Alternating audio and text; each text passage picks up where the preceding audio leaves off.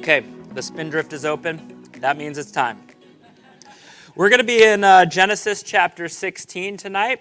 But before we jump into that, I want to give you a little context because, one of the problems with doing character studies is sometimes we just jump into the person, but we don't know what's happening or what has happened. Total just show of honest hands. How many of you have read Genesis up to this point, so you have a feeling for where we're at? Okay, so less than half, that's okay. Let me catch you up to speed. Back in Genesis 12, you will remember that God encounters Abram, who becomes Abraham. So if you hear me say Abram, Abraham, Sarai, Sarah, and I mix them up, just know that I know what I'm talking about as far as what their names are. I just mix them up. Will taught about Abraham last week, and he mentioned that Abraham has these really phenomenal faith moments. Like, for instance, God says, sacrifice your one and only son, and he's like, does it, right? But then he has these blips on the radar where he makes some really interesting decisions. And tonight, Hagar really is only a character in the book of Genesis because of Abraham's decision. And so I think we need to know that. And if we go back to Genesis chapter 12, what we find out is that God has made a covenant with Abram/Abraham, and he's made him some promises. Here are some of the things he's promised him. He says that you're going to have a son. He says that your son is not just going to be a singular son, but if you go on into the generations, he is going to multiply to such a numerous people that the sand on the seashore would be less than the amount of descendants that you're going to have through this son. He says that there is going to be a land that you will receive. It will be your inheritance, and if you obey the covenant, you will thrive in the land. How many of you would say that's a pretty good promise? Land is not cheap here in California, so if God offered free land and said you're going to thrive in it, I feel like we would all say, thank you, Lord. And so this is the promise that Abraham gets. But here's a problem. God never once tells him the timeline of the promise, and he never tells him, ready for this, how, because there's a big problem. It's that Abraham has been trying to have a son with his wife Sarai or Sarah for a long time, and how is that working for them? It's not working for them. And so, as we enter Genesis chapter 16, I think this is important. We are talking about years and probably more than a decade since Abram has received this promise, and nothing has changed. So, we're going to jump into a story, and if you're honest, this is like juicy tabloid, like Jerry Springer Maury material that we're going to read. And if we're not careful, we're going to point a finger and judge what's happening instead of saying, well, wait a second. If I felt like God promised me something, I was super excited about it, and then I just felt like there was a cliffhanger and there was nothing for years and years and years, what would your reaction be? It's an honest question, right? And so we're going to jump in, and I'm going to do my best to kind of pull the scripture apart. And then totally by chance, I discover that there is an award-winning short film about Hagar that we're going to watch. It's like 14, 15 minutes long. And it was literally just released like a month and a half ago. What are the chances? I had no idea. So we're going to watch that because I think visually, for those visual learners, that might really drive some of this home. So let's jump in chapter 16, verse 1. You all good? If you need to get up in the middle and get more pizza, or if you've had too much pizza, you need to get up and use the restroom, all is fair game, no shame here. I'm going to edit that out of YouTube, so let's pause for a second so there's a good editing. Okay, Genesis chapter 16, verse 1. Now Sarai, Abram's wife, had borne him no children, but she had a female Egyptian servant whose name was Hagar. And Sarai said to Abram, behold now, the Lord has prevented me from bearing children. I want you to underline that, if you want to. I'm not telling you what to do, but what is Sarai's understanding of what's going on here? She knows that her husband has received a promise, and she knows that she's not having a child, and what does she equate that to? She equates it to God. So there's some finality in her mind into what's happening. She's saying, look, I understand that you've received a promise, and the promise requires a child, but the Lord has prevented me from bearing children. That is her conclusion in waiting for years and years and years. Not to worry. She says, go into my servant. It may be that I shall obtain children by her. Of course, if you've been with us for a while, you know that using the restroom and sex in the Old Testament is always innuendo, so that's what we have here. She says, sleep with my servant that we may obtain a child by her. And Abram listened to the voice of Sarai. So after Abram had lived 10 years in the land of Canaan, Sarai, Abram's wife, took Hagar the Egyptian, her servant, and gave her to Abram, her husband, as a wife. How many of you would say scandalous here? Yeah. Yeah, this is getting ratings on daytime TV, isn't it? Yeah. Now listen, I've read this story. I told you this. I've read this story so many times. But if you're reading in the flow of Genesis, this is how it reads to me. We get to chapter 12, we get Abraham, and it's all about Abraham. And then all of a sudden we have this like sidebar blip with Hagar. And if you're reading it and you're reading kind of quickly, you're like, oh, that's unfortunate. Oh, that's weird. Poor choice. But then it goes right back to Abraham.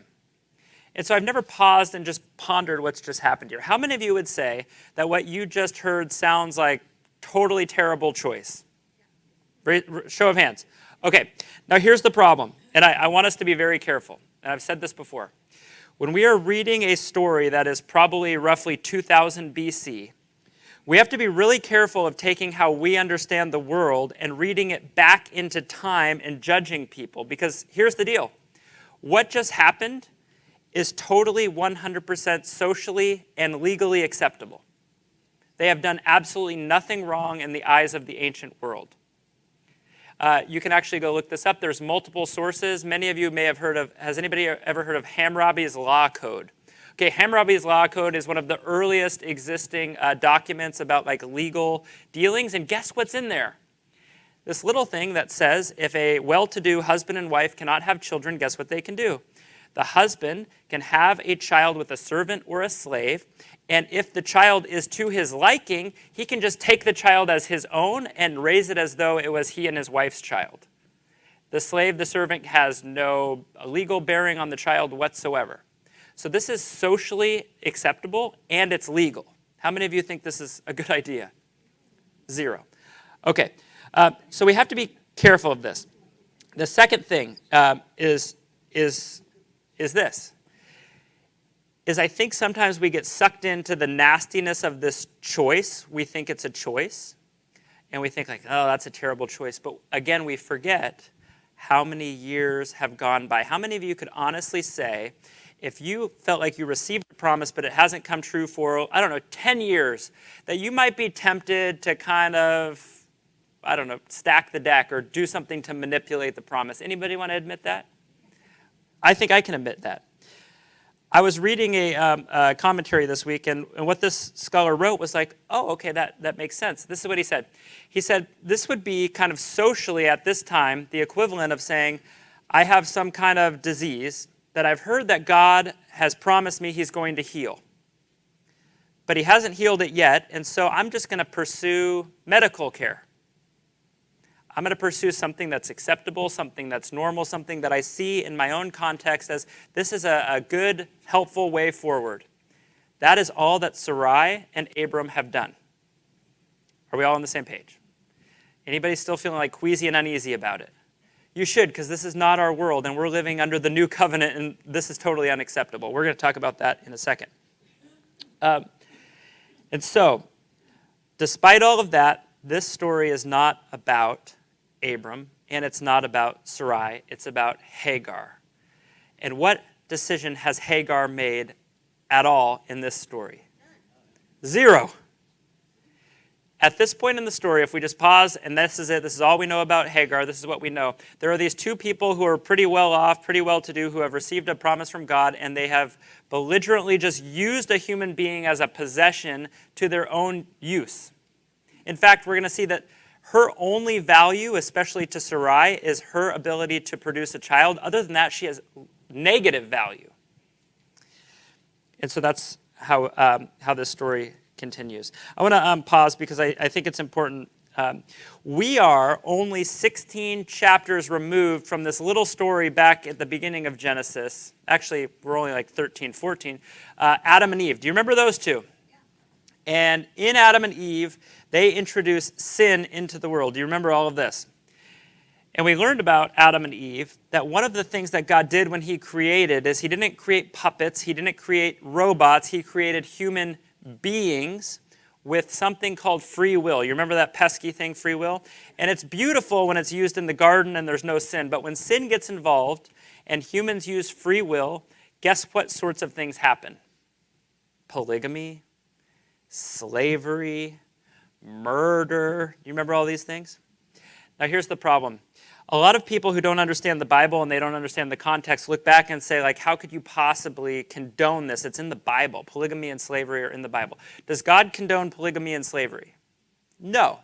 Is God in some way confined to the fact that he created humans in love and he is going to let them choose out of their own free will and have their choices? So at the same time, you can imagine this big, huge canvas. God is painting this beautiful mural of redemption. It goes from the garden in Genesis all the way to the judgment when Jesus returns, right? So God is painting this picture, but at the same time, all these sinful people are reaching up with black ink and just massacring the painting. That is what's happening. So why does God allow polygamy and allow slavery? It's not that he allows it out of his own accord or he loves it. It's that in love, he created human beings that are able to choose for themselves. And what they've chosen is a system that they've set up that includes polygamy and slavery. And God is working on a macro level to bring this story of redemption forward despite their choices. Does that make sense? Okay. So is everybody on the same page that what's happening is contextually totally appropriate, totally legal, and we can feel like it's vile and disgusting all at the same time, and both are okay? Okay. Tough crowd. You guys want to talk about polygamy more? Or I could ask Pat to pull up, like, well, I'm not going to say that. I'm going to get banned from YouTube. I was going to reference another religious group that has a sect within it that is okay with that. A few states that way. Verse 4, and he went into Hagar, and she conceived a child. And when she saw that she had conceived, she looked at with contempt on her mistress. Now listen to this. This part gets like if we read it just as 21st century Americans, this doesn't make any sense at all. This reads drama queen diva with a problem. This is what she says. And Sarai said to Abram, may the wrong done to me be on you. So what is she saying? She's saying how this situation is unfolding. Who's being wronged in this situation? She is. How many of you would say she is being wronged? Okay, now let's consider the context. Legally, she is allowed to take Hagar, who is her slave, and treat her as a possession. We don't like it. It's vile. It's disgusting. It's terrible. But she is socially allowed to do that. That's acceptable in the culture. She gives Hagar to Abram to conceive a child, which is the only worth that Sarai sees in Hagar. She conceives a child, and what does she do? She looks at Sarai with contempt. This word is a generic word, but it means exactly what you think it means. It means that she picks at her, she looks down her nose at her, she thinks less of her. And most scholars would say as long as Sarai is pregnant with Abram's child, she is entitled to be treated as though she were a wife until she delivers the child. So what is she doing? What is she doing? Yeah, she's treating Sarai like she's the secondary wife. She's the afterthought. Why? Because without me, all the stuff that you've been promised can't happen. And so she's stepping in and she's trying to take on this wife role, and she's looking down her nose at Sarai. Now, how many of you would say, rightfully so, a little bit? Kind of a little bit, right? Kind of had it coming to her. I think we're allowed to say in our world how we understand this story sounds vile and terrible, but also step back and say it's not exactly what it appears. So this is what is going on. Sarai turns to Abram and says this, culturally speaking, you are the head of the household.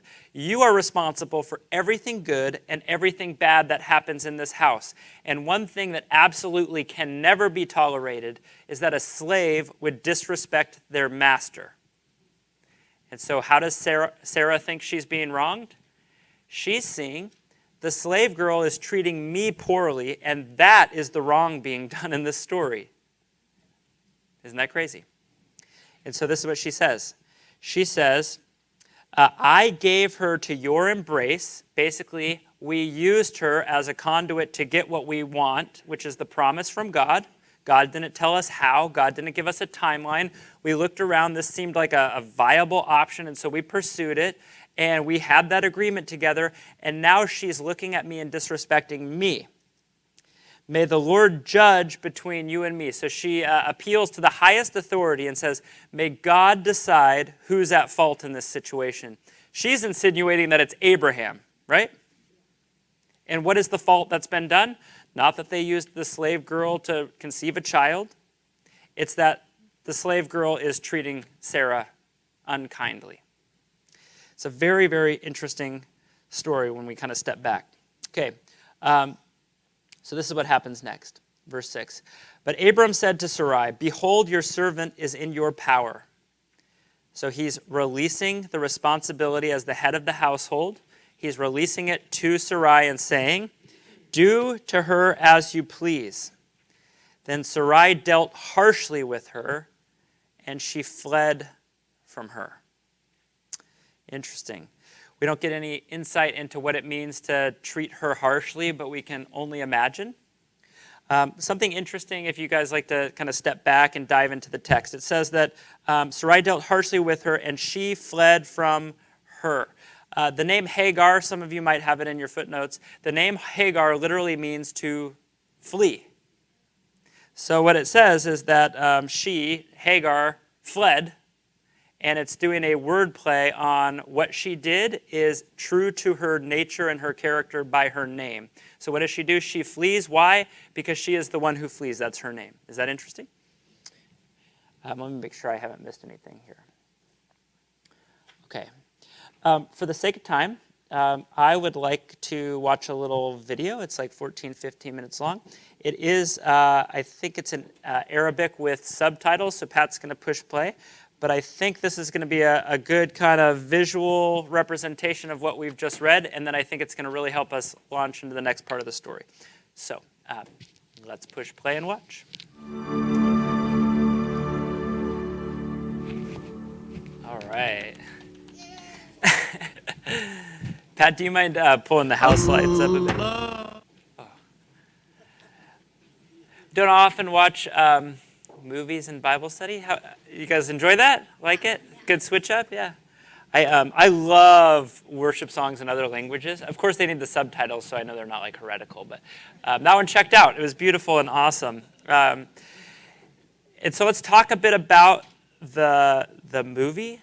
A little creative license. We have to acknowledge some of that. But I think the best way is I'm going to read the final chunk of chapter 16. I think that might kind of bring the movie in together, and then we can talk about the two. Does that sound okay with you?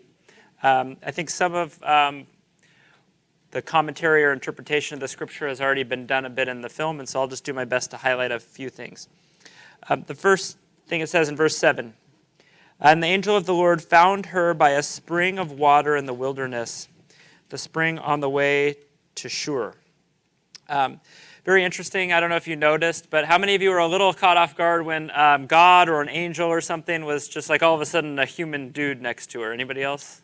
Okay, this is very fascinating to me. This happens throughout the Old Testament, and it's odd, but it's just how the Bible works. Very often the Bible starts a story or a narrative by saying, an angel of the Lord said to fill in the blank. And then slowly as the story unfolds, the line is blurred between, wait a second, is this an angel of the Lord or is this God himself speaking? Like so much so that sometimes it says, the angel of the Lord said, figuratively to Joseph. And now the angel of the Lord is talking to Joseph, and then a few sentences go by, and then it says, and then God said. And so there's kind of this blurring of the concept. Some scholars think the phrase, an angel of the Lord said, is almost like a spiritual introduction to God speaking. It could be. In Hebrew and also in Greek, it maintains the same exact definition, which is the word angel is just a reference to a divine messenger of some kind. I would say a divine messenger could be an angel. It could be God himself. I don't think What really matters is who is doing the delivering. It's the message being delivered as something from God. So I think a little odd in the film, but I think you can kind of see how it comes together. And it says that she is on her way to this place, Shur, which I have no idea where that was. I looked it up. It turns out that almost unanimously, scholars think what she's doing is she's running back to Egypt, which is where she's from. And this is on the way. If you like to connect all the dots, it's very likely that Hagar came to be in Sarai and Abraham's household when they were in Egypt. Do you remember that? And there was some other shady business going on there that time, but they become very wealthy in Egypt, and so it's likely that that's where Hagar came from. And so she is running back to her homeland of Egypt, and we're going to talk about that in a second. And the angel said to Hagar, Hagar, servant of Sarai, where have you come from and where are you going? I want to pause because I think this is really interesting. If you can imagine a young woman who's pregnant, out of water, and in one of the harshest deserts on the planet, what is the circumstances? What are they? Dire. I think dire would be an understatement. But also, there's more dangers than just starving to death or dehydrating and dying. She's pregnant, so something could happen with the baby from stress or exertion. Also out in the desert, in the ancient world, a single woman is basically just sitting prey. And we know from even the New Testament, there are people who love to roam in the desert. They are robbers, bandits, whatever you want to call them. So this is a very dangerous place. So how could you address this young woman in a way that would put her at ease in probably the most stressful situation of her life? Hagar, I know your name. Servant of Sarai, I know your situation. And I just have a question. It's an initiation for a conversation. Where have you come from and where are you going? And she only answers the first part of the question. She says, I'm fleeing my mistress Sarai. She doesn't say where she's going. And I would say, total postulation, but I would say it's because she doesn't have any direction. She's just going that way. She doesn't know what awaits her, but she just knows what she's getting away from. Then the angel of the Lord said to her, return to your mistress and submit to her. How many of you love that sentence and are really glad that's in the Bible? Now remember, we talked a bit about this, the challenge of taking kind of our modern understandings and bringing it with us into the Old Testament. And so you could go on the internet and you could find a lot of interpretations, and those interpretations would go like this. It would go, a woman who has been traumatized and abused is now told by the divine figure to return to the person who abuses her. Does that sound? I'm here to tell you that interpretation is wrong. That's just what I want to tell you. You can go on Google, you can look it up, and you can find a dozen people on the front page that are going to tell you that. But here's what I think is going on. Hagar, a pregnant woman, off on her own in the desert. High chance she's going to die in the desert. Pretty high chance she's going to die in the desert. And she will die with the baby in her womb. If she makes it to Egypt, her plight is probably just as bad, maybe even worse, because that would turn into, culturally, hell on earth. Because a woman who just shows up, who is clearly of a slave class and is pregnant, would be treated significantly more harshly than she's been treated by Abram. She's just going to get tossed into the slave world. And in Egypt, you guys know the stuff they do to slaves in Egypt? Remember that? That would be her future. And so God says, return to Sarai and submit to her. What is at stake here? God is, despite the sinful decisions and all of the brokenness in the world, God is sending her to a place where at least there's a chance this baby can be delivered to a family that wants it. That is significant, right? Return and submit to her. There may be some element that you can make it right with her. We're going to see here in a second that even though Sarai never warms back up to her, Abram sees that baby as his baby. And so even though he doesn't understand Hagar to be his true wife, he does have kind of a soft spot to protect them. And so God says your best chance moving forward is to go back and submit to your mistress. It sounds terrible, and the last element of it is this. If you know how this story ends, you know that Hagar goes back into the desert, don't you? She's going to go right back the way that she just was, but the timing, the second time around, will be God's timing and not her own timing. And so God has a grand plan. If we just zone in on one or two verses, it looks terrible, it looks awful. But if we back up and say, what is God doing on a macro level, we begin to see what's happening. The angel of the Lord said to her, I will surely multiply your offspring so that they cannot be numbered for multitude. Does that sound familiar? God just gave us Egyptian slave girl the same promise that he gave Abraham. Is that incredible? It turns out ancient Jews, modern Jews don't like this very much because it presents a conflict. The film said so, that Ishmael is understood to be the patriarch of the Arab people. And sometimes we jump in and say, oh, that's the patriarch of the Muslim faith, which in part is true, but not entirely. In fact, this part of the world has the most ancient Christians in the entire world. Many of you know, I know Wanda, you know, places like Iraq and Afghanistan have some of the oldest Christian communities that have ever existed. And so sometimes we see this and we immediately think Muslim people, but that's not entirely true. So God says to Hagar, this one child that is conceived out of this nasty situation is going to multiply into an entire nation. Then the angel of the Lord said to her, behold, you are pregnant, and you shall bear a son. Very significant in the ancient world, the son is solidifying your future, because a son's job, once he is raised, is to basically shoulder the burden of your care and your economic kind of situation for the rest of your life as a parent. And you shall call his name Ishmael, because the Lord listened to your affliction. Again, Ishmael is two words. You might know the word Shema. Shema is the prayer from Deuteronomy. Shema means to hear, or it's often used as hear, O Israel. This is embedded in his name, Shema, with the word El, which is the generic word for God. So God hears. He shall be a wild donkey of a man, his hand against everyone, and everyone's hand will be against him, and he shall dwell over against all of his kinsmen. I think this is what it's saying. It's saying he's going to be a nomadic, wandering person, and violence is kind of the currency of the open desert. And he is going to participate in that. That's how he is going to be. So she called the name of the Lord who spoke to her, you are a God of seeing. For she said, truly, here I have seen him who looks after me.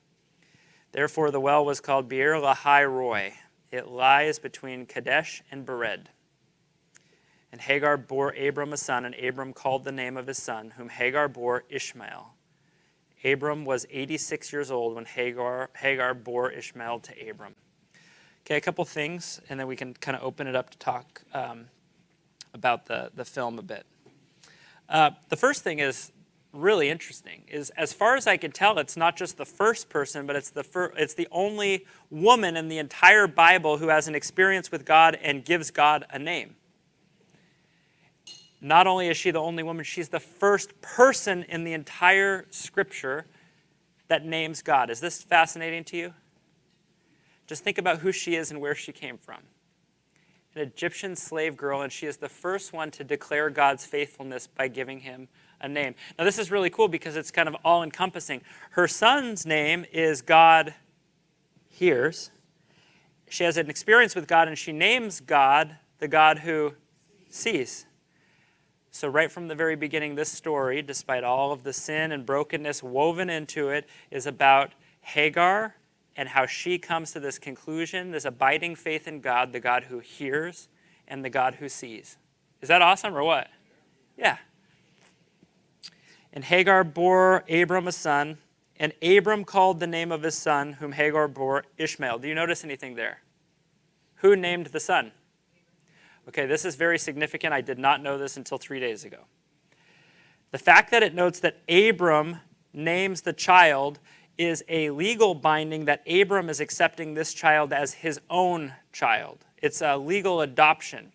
He has name the child. And so once the child is born, he has this option. It was born of a slave girl. They can say, this is going to be our child, or we'll just leave it as her child and let it be a slave. So what has he done?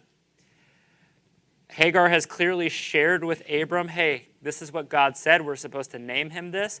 And then he does. And he accepts Ishmael as his own son. Abram was 86 years old when Hagar bore Ishmael to Abram.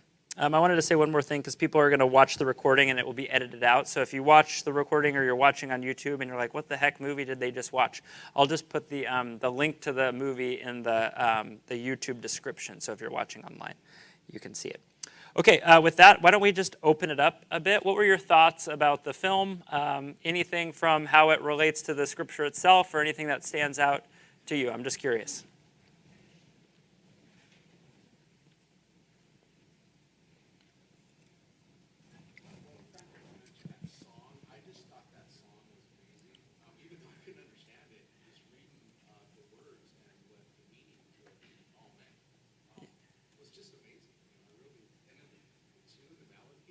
Yeah. Yeah. Does anybody have this experience that I love different variations of worship songs, but sometimes it kind of like blends together and you like hear a song, you're like, oh yeah, that was a really popular song like 6 months ago. I haven't heard it in ages. There's something about hearing worship in other languages that just kind of lingers about me, and it kind of expands my realization that the Christian faith is enormous. It's not bound by language. So I'm with you. I thought that song was awesome. Anybody else want to chime in your thoughts?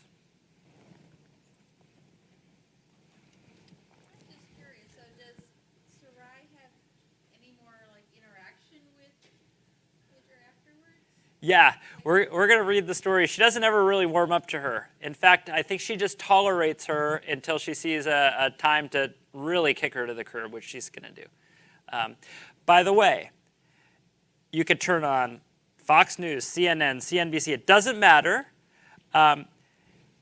Isaac, who has not yet been born but is about to be born, and this boy Ishmael have started a conflict that has lasted at least 4,000 years. Does everybody know that? They are still fighting over the chunk of land that was promised to Abraham. They are still fighting over who's the promise for. They are still fighting over religious and ethnic issues to this day. Which is kind of crazy. It all boils back to right here. And you can look that up for yourself, but it kind of boils down to one group of people does not accept the scriptures as authoritative. So they say, yeah, God promised Abraham that he was going to have a son, and all the promises were for him, and we are the descendants of that son. And another group says, no, we're the descendants of the son. You're the descendants of the wrong son, the second son, or the unpromised son. And that's still a conflict today. So, yeah, Bryce.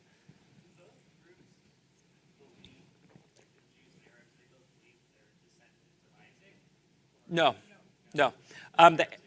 The Arabs, even in their own traditions, understand the Prophet Muhammad is a descendant of Ishmael.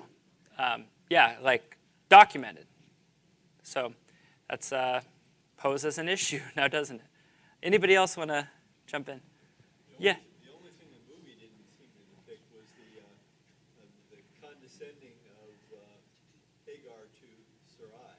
Yeah. I didn't see that in the movie at all. But I'm with you. It seemed like there was a lot invested in making sure you knew that Hagar was kind of the main character and you should feel sorry for her. They didn't really go out of their way to make sure that she was like sassy or anything to Sarai.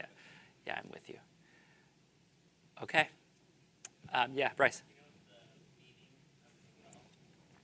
I could look it up really quickly. Anybody have it in their footnotes? Roy means the God who sees, but what does the well mean? Somebody? The well of the one who sees me and lives. There you go. It's cool. Okay. Well, I think for the sake of time, we are going to flip forward and we are going to continue. From this point, the book of Genesis just goes right back to telling you all about Abraham. So the one very significant thing you have to know before we jump to chapter 21, which is the very next time it mentions Hagar at all, is that, oopsies, You weren't supposed to offer Hagar as a wife because God actually had a different plan. Bummer, right? Remember the whole God promised something but didn't give the timeline or the how? Well, God gives the timeline and then gives the how. And the timeline is you just tried to exercise the promise outside of the timeline. And also the how is your elderly wife is going to conceive a child. And all of a sudden, if you're reading this story and you don't know anything about it, all of a sudden you realize, oh, this nasty little household conflict just got injected with steroids like pretty bad. Because now Sarai is pregnant with a child whose name is Isaac. And God is very clear that Isaac is the chosen child by whom Abraham's descendants will be named, which poses a huge issue.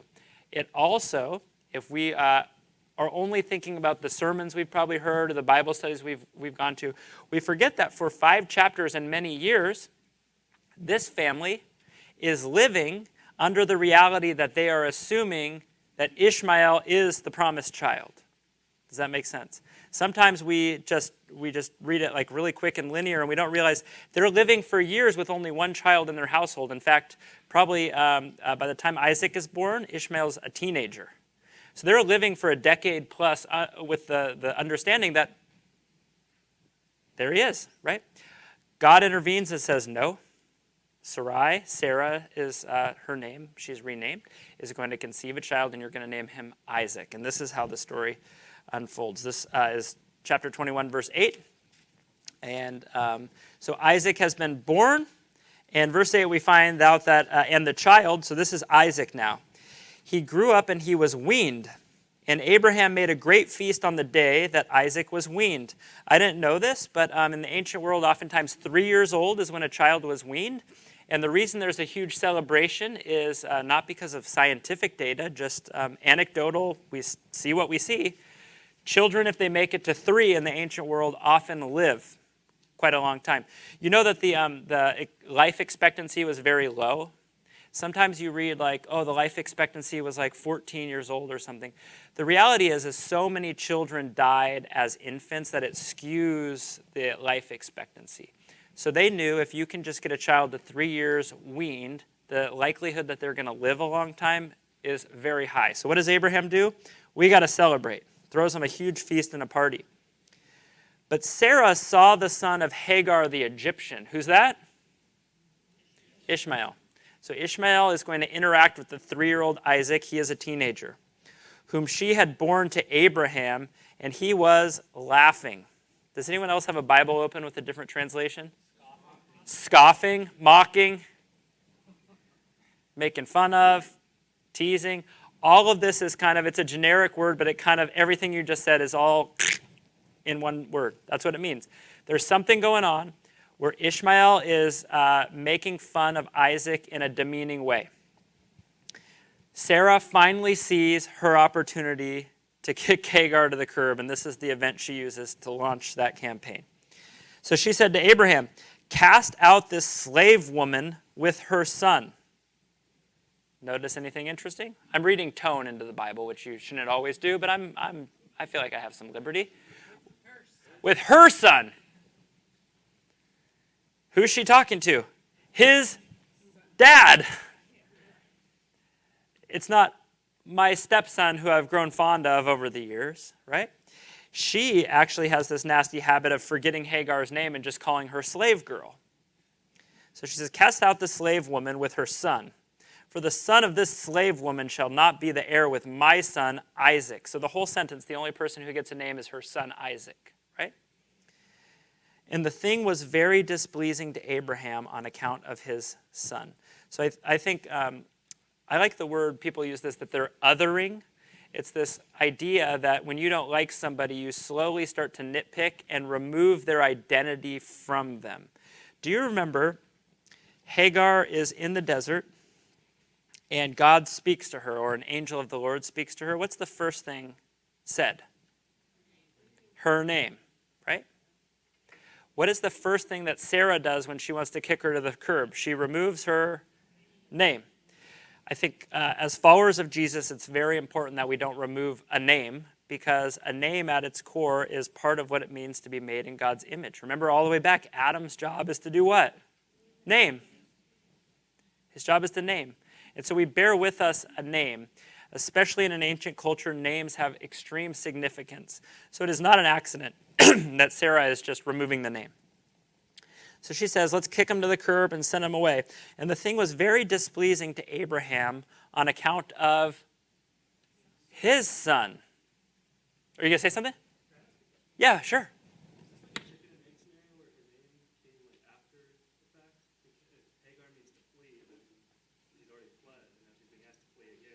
Yeah, it could be. It totally could be. I think the Bible has two things going on. Sometimes that's the case. Sometimes people are named something and then they live into their name. So I would say the honest answer is we don't 100% know, because we don't know what... well, I guess there's a really simple way to say this. Hagar is a Hebrew name, and she is not Hebrew. She is Egyptian. So we don't know what her Egyptian parents, if she even had what we would know as parents, named her something. But if they did, it was certainly not in Hebrew. So this was certainly not her birth name. Does that matter? So it could be. I don't feel like I need to decide which way it is, because I just don't think it lends to the overall what the Bible's trying to tell us about Hagar. But it's an interesting phenomenon because it happens often. So Abraham is upset, but God said to Abraham, "Be not displeased because of the boy and because of your slave woman." Does anybody else just seem like the world we grew up in and the culture we're living in, this just sounds so harsh, and are we allowed to talk like that? Yikes. And I will make a nation... whatever Sarah says to you, do as she tells you. For through Isaac shall your offspring be named. Okay, do you see that one phrase? For through Isaac shall your offspring be named? That becomes, even to this day, for Jews living in the Middle and Near East, on the Sinai Peninsula and all around, that one phrase right there is literally what is being fought over. We are the descendants of Isaac. There it is, right there in Genesis. This land is ours. The promise is for us, not for you. That's still, what is that one? Little phrase. So Abraham, and verse 13, and I will make a nation of the son of the slave woman also, because he is your offspring. So Abraham rose early in the morning and took bread and the skin of water and gave it to Hagar, putting it on her shoulder, along with the child, and sent her away. And she departed and wandered in the wilderness of Beersheba. Very interesting. There's this little hint in the story that Sarah wants nothing to do with them. I think her child is now weaned and is now celebrating the reality that he's probably going to live into adulthood. And at this moment in time, it's not an accident. She recognizes, oh, my child is going to live. Let's eliminate this entire problem that we've created for ourselves. Let's cancel it, shove it out in the desert, and move on. Let's turn the page. It doesn't say that. That's my interpretation of what she wants to do. God has other plans, because the two people that you just kicked into the desert become a people so numerous they equal the Jews. It's the promise. By the way, if you look at the promises, Hagar's promise is only that Ishmael will multiply to become a huge nation. At least the Old Testament Bible scriptures that we believe, she's not given the same promise as Abraham, because Abraham is given that Isaac will be the son, Isaac will multiply, but it also comes with the land and the blessing of land. So she just gets this promise that your son will turn into an enormous nation. And then this is where the story ends. Abraham, he gives her water and food and sends her out to the best of his ability, doing, a haphazard, I acknowledge the child is mine, and I once upon a time named him and adopted him, and so here you go, do your best. When the water and the skin was gone, By the way, she wandered in the wilderness of Beersheba. She is heading back in the direction of Egypt again. It's very fascinating. She's almost like being summoned back to where she came from. And when the water in the skin was gone, she put the child under one of the bushes. So this child is probably an early teenager at this point, by the way. Why is she putting him up under the bushes? Because he's on the brink of dying. Then she went and sat down opposite of him, a good way off, about a distance of a bow shot. For she said, "Let me not look on the death of my child." So she finds herself in the desert again, in dire circumstances. And as she sat opposite him, she lifted up her voice and she wept. And then God heard the voice of the boy. This is another really cool wordplay. I put it in your footnotes. It says that God heard the voice of the boy. Have you noticed that it doesn't say the voice of Ishmael? It doesn't say the voice of Ishmael because Ishmael's name is what? God hears. So it says that God hears the boy whose name is God hears. Isn't that cool? And the angel of God called to Hagar from heaven and said to her, "What troubles you, Hagar?" I think it's I don't think it's a legitimate question because it's pretty obvious what's troubling her. "Fear not, for God has heard the voice of the boy where he is." So what does Hagar learn? Not only does God hear her, God hears the voice of your child. I don't just care about you, I care about your child. "Up, lift up the boy and hold him fast with your hand, for I will make him into a great nation." Then God opened her eyes, and she saw a well of water, and she went and filled the skin with water and gave the boy a drink. And God was with the boy, and he grew up. He lived in the wilderness and became an expert with the bow. He lived in the wilderness of Paran, and his mother took a wife for him from the land of Egypt. That concludes our story a bit. If you wanted to look it up, I think it's chapter 25 or 26. When Abraham dies is the last time we hear of Ishmael in the context of him being alive. The New Testament references him, but he goes to the funeral of his father, and by all accounts, it seems like that was totally normal, and there was no conflict there, which is interesting. But I think this is what I'd like to get at. There's a handful of questions I put in here. I'd encourage you to look through them, but I think if I was preaching a sermon and not just teaching the Bible, I think there's a few things that we have to consider.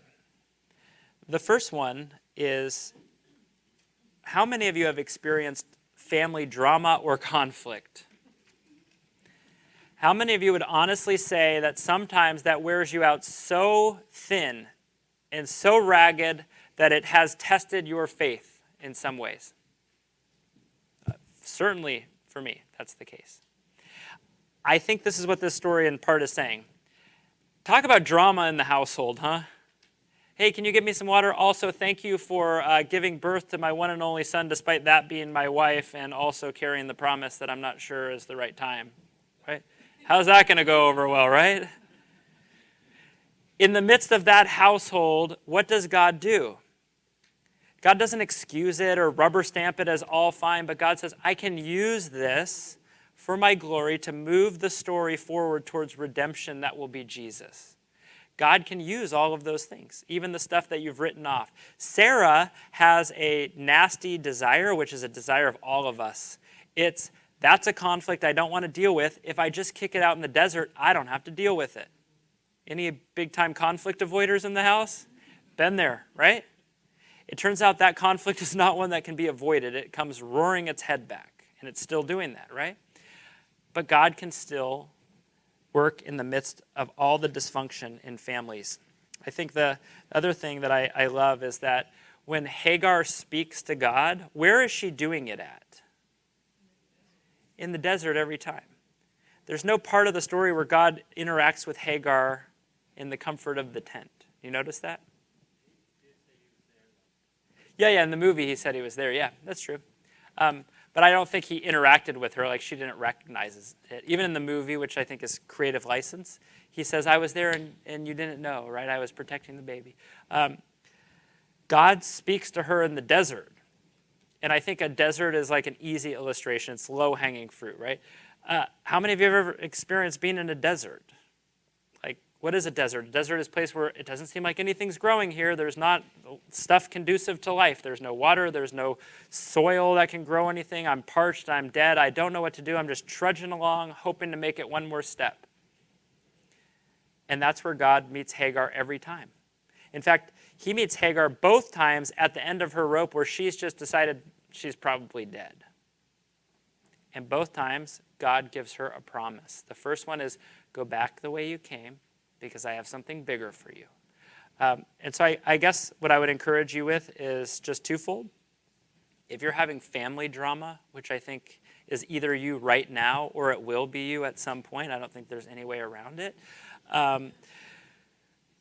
Don't give up and don't give in. Stay close to God's heart. God has a plan. Even when you look at it and you think there's no way God is creative enough to deal with this mess and reorganize this, God can, and it might take time, but he can and he will. So don't give up. And the second thing is, whether you're in this season now or not, there is a time coming where life will just feel parched and void of life. And I think if you haven't had that experience before, you would be amazed how God shows up in deserts. How many of you would say the most profound times God has showed up for you is not in times of celebration, it's in times of mourning and terrible things? A lot of people's experiences have been that. So if you feel like you're in that, my encouragement to you would be to take a deep breath, pray, and start looking for God, because I guarantee you that he's there. So that is Hagar. There's a lot more to be said about Hagar, and I'd encourage you. Yes, sir.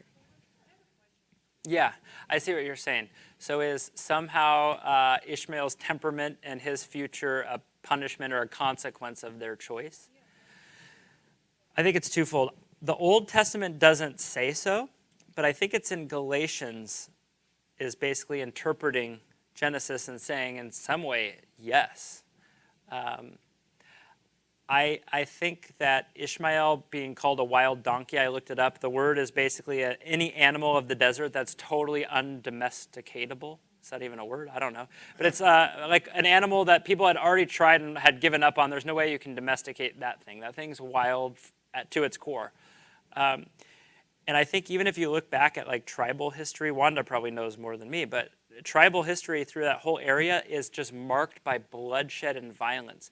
They say the desert out there is red because of the blood, because everything that ever happened out there ended in death and bloodshed and violence. So I think in some way, interestingly enough, history just bears out exactly in some way what the Bible says, that there's going to be a lot of violence in the desert.